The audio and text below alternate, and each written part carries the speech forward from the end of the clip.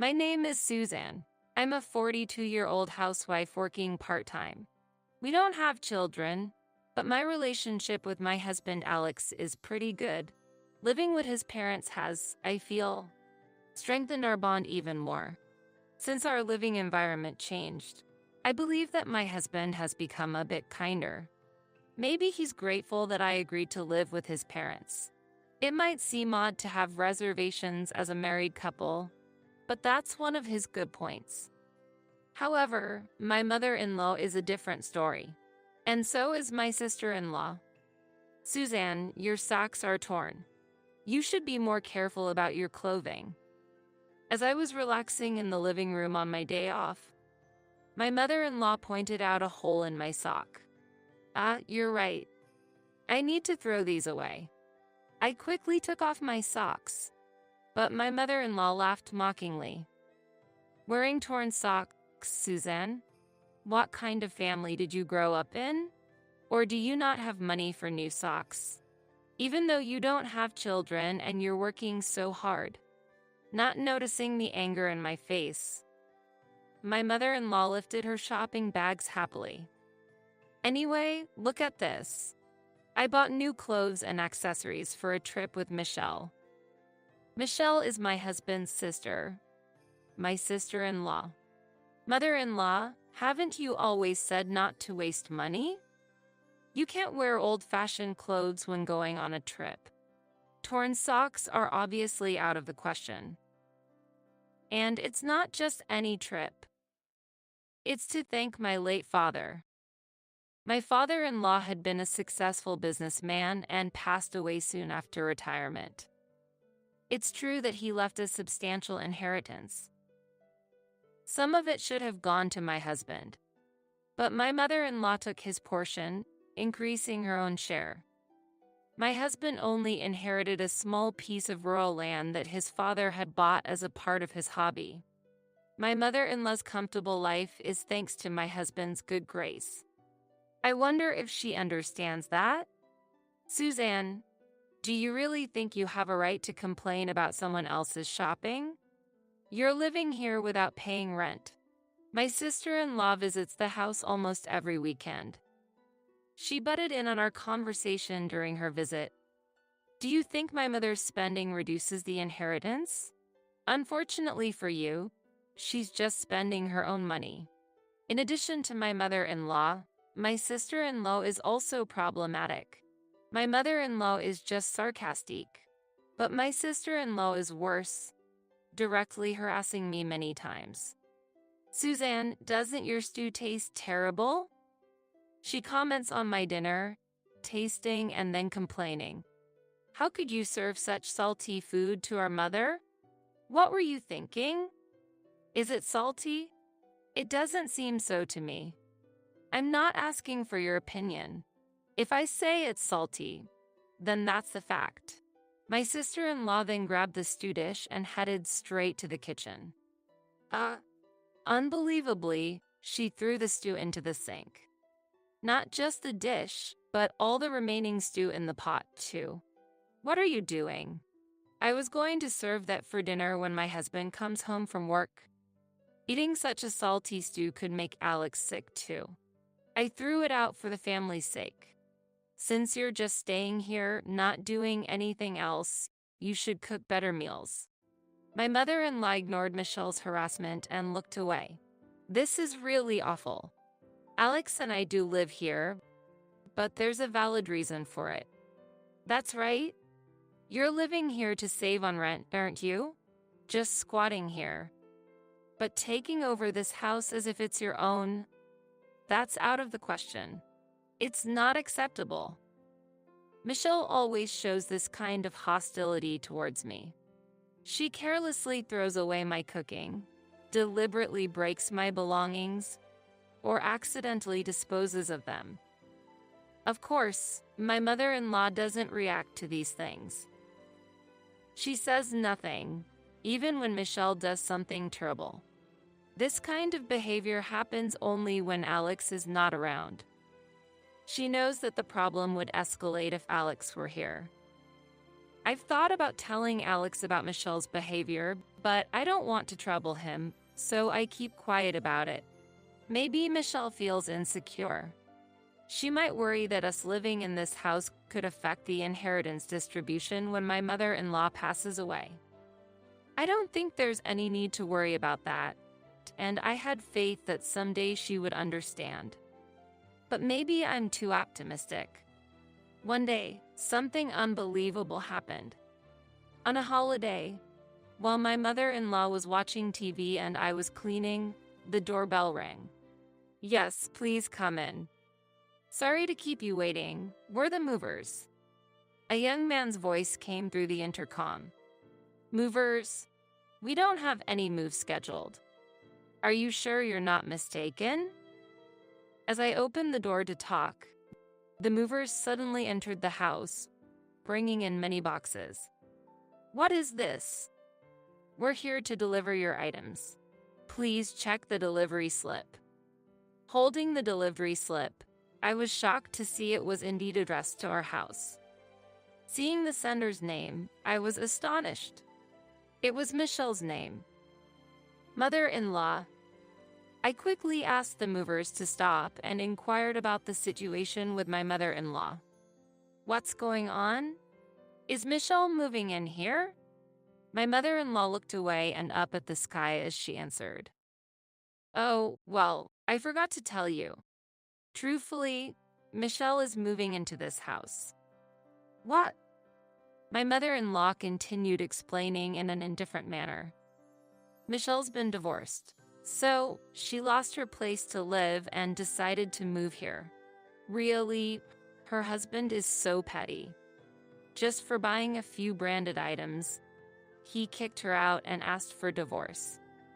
Michelle's husband, my brother-in-law, as far as I know, isn't the type to consider divorce over a few branded purchases. So the branded items Michelle bought must have exceeded his tolerance limit. Regardless, Michelle's divorce and having to move out are her problems. We will have a different issue if she comes to live in this house." "Mother-in-law, why didn't you discuss this with us earlier? Does Alex know?" "He doesn't know. I knew he would object if we talked about it." "Of course he would. What are you talking about?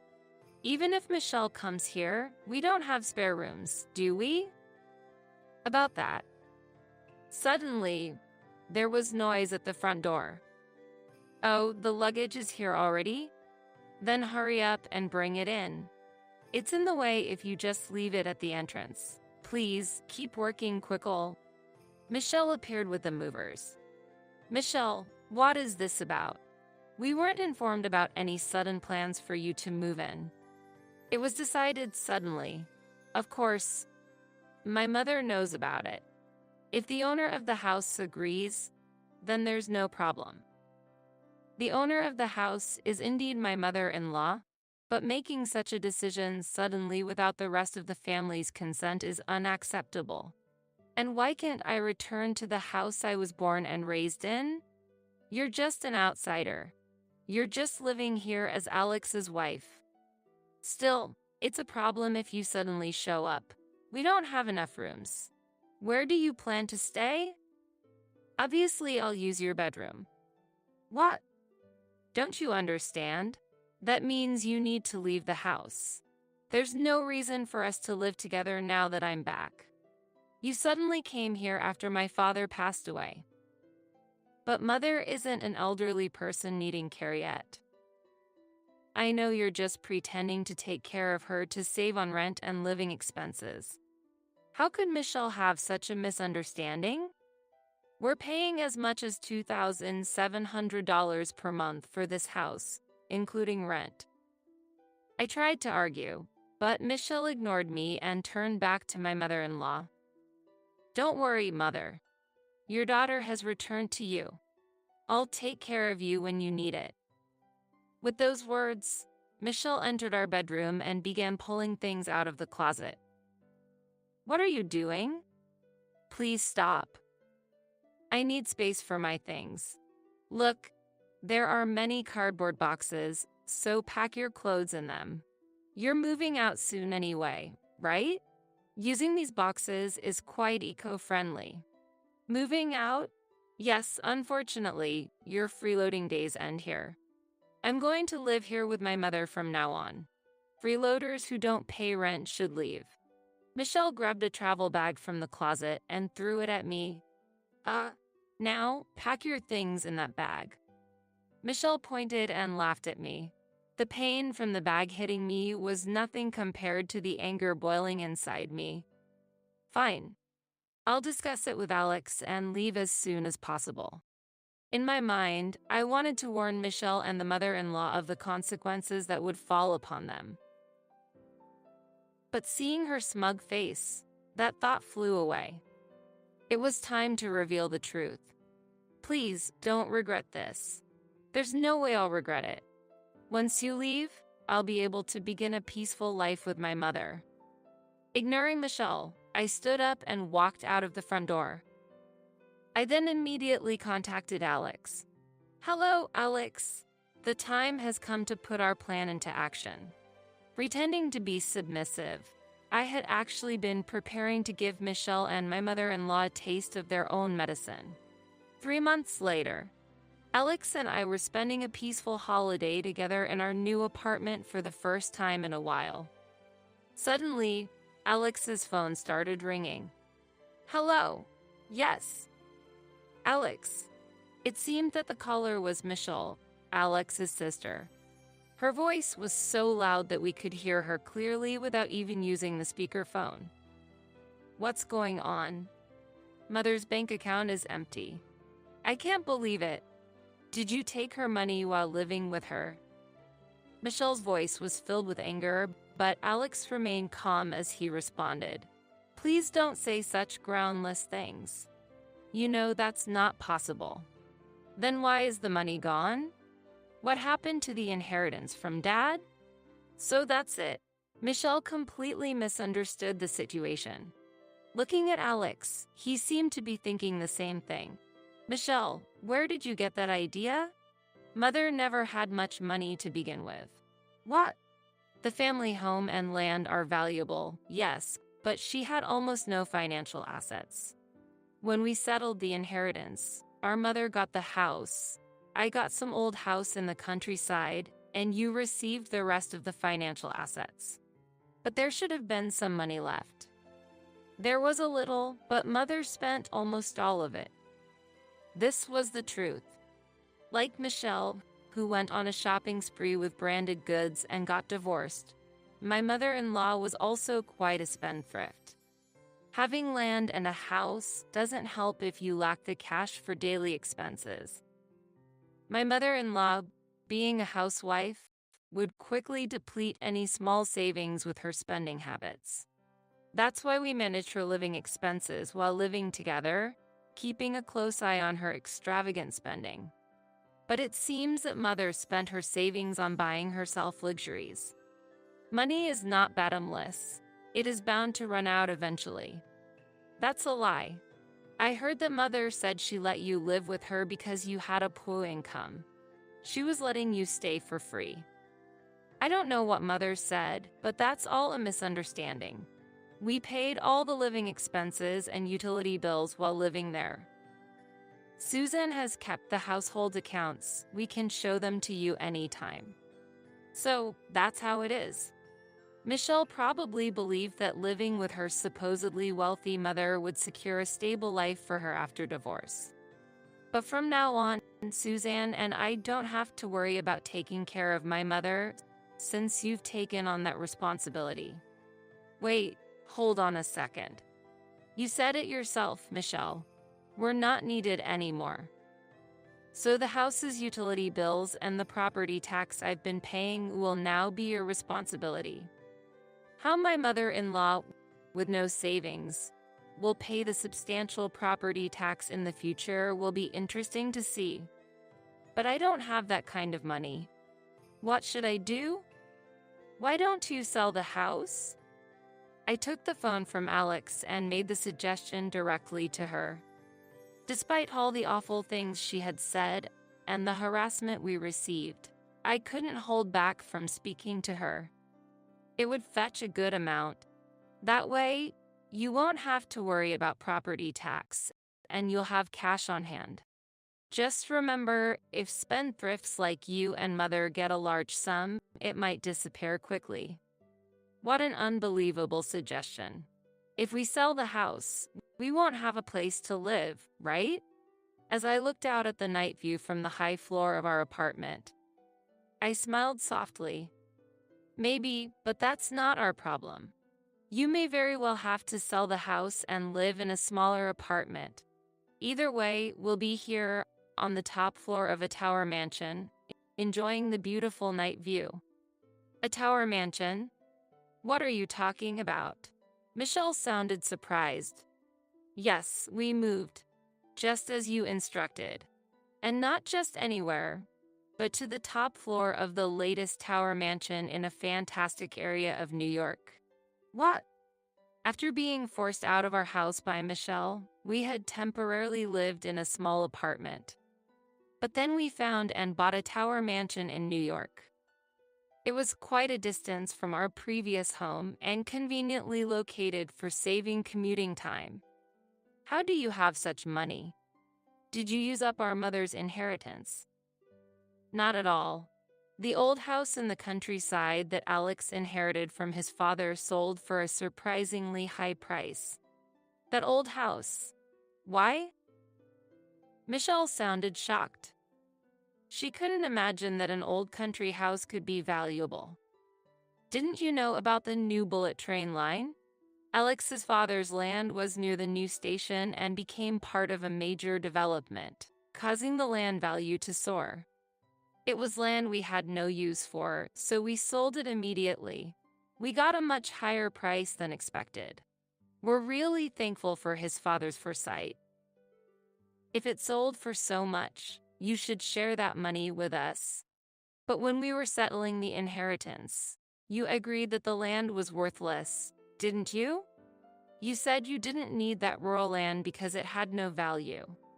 Value increases after the inheritance has been settled do not affect how they were divided. If you really want to try and revisit the division of assets, feel free to sue. We're ready anytime. Michelle fell silent. She probably realized she couldn't win in a lawsuit. Your father's inheritance money disappearing was due to your mother's spending, and you Sos's parasites living off her wealth. This is the result of your misunderstanding. Please think about your poor choices. I waited for a response from Michelle, who said nothing. But there was no reply from her. Is this the end of our conversation? Okay, I'll hang up now. After ending the call, Alex turned to me, looking apologetic.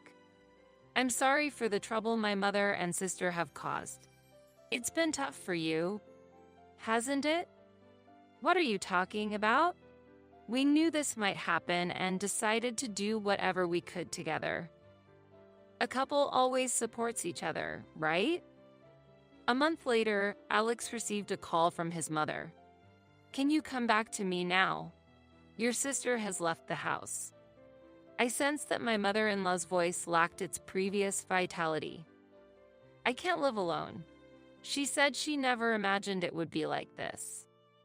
She thought she could live comfortably without money worries. I don't want to take care of a moneyless old woman, and then she left. But Alex firmly replied, What are you saying all of a sudden? You and Michelle were the ones who drove us out of the house, weren't you? I'm sorry, but now. It's too late. Let Michelle take care of you. We're not getting involved with you anymore. If you can't make ends meet, consult a public agency. I won't help you anymore.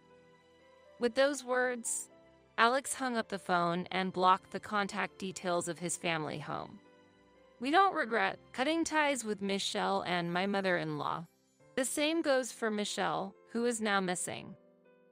Whether they become PUA or accumulate debt, it's their problem, not ours. We have no obligation to extend a helping hand to them anymore. My hope is to continue a peaceful life with Alex. free from the troubles of his mother and sister. My daily routine is hanging laundry on the balcony of our tower mansion, checking if there are any torn socks.